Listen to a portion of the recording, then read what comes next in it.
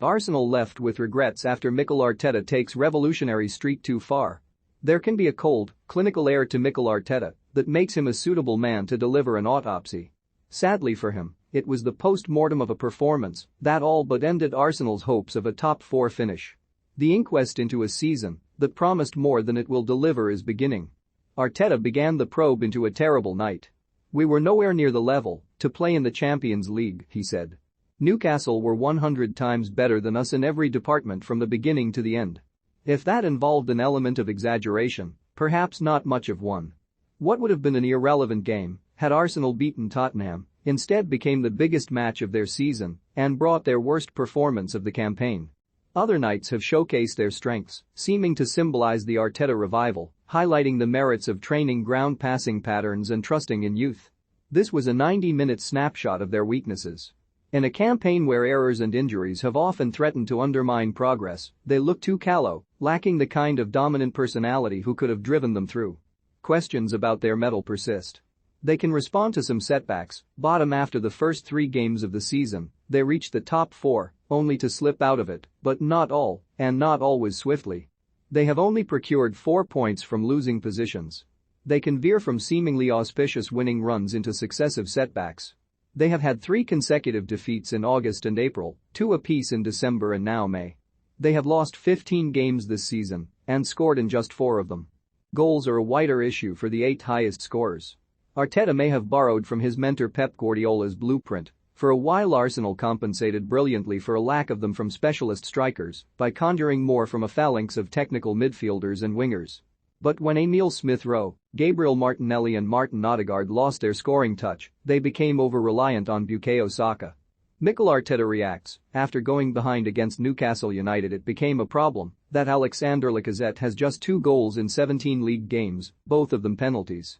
In a time when he has struck once, from the spot, for Arsenal, Pierre-Emerick Aubameyang has 13 goals for Barcelona. Arteta's decision to exile a striker with 301 in his club career looked justified.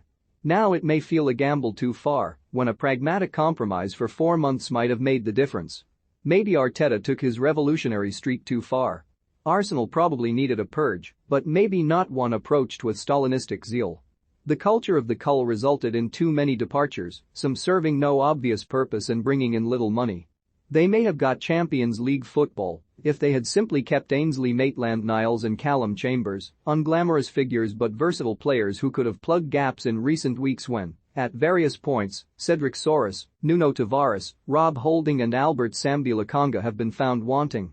Arsenal have been stretched. Arteta seemed intent on navigating the second half of the season with 12 players he could trust.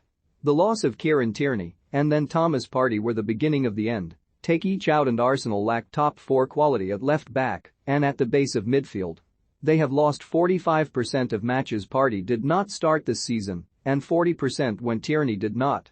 They might be faulted for the one-sided nature of their winter dealings. Too many outgoings and no incomings left them short-staffed, but through choice more than enforced austerity. "We have done what we can and what we are allowed to do and what we can do," said Arteta. "The team we were able to build is the same team that has taken us all the way here." But it was a team, not a squad.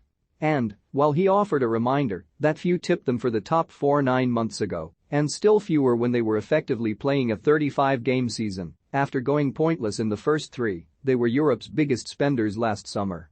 They bought for the future, but, in Wenger-esque fashion, just when the future seemed set to arrive, it was put back a year. Arsenal's Edin Ketia looks dejected. This became their chance, fashioned in part by last year's failings. They spent £150 million, had a free run without European football, and no complications from cup competitions after January. Plotting a path into the Champions League next season may be harder. Arteta the footballer took a pay cut because he wanted to play in it, leaving Everton for less money at Arsenal 11 years ago. Arteta the manager has his new contract, but, barring a Tottenham collapse at Norwich, not the achievement to mark it with.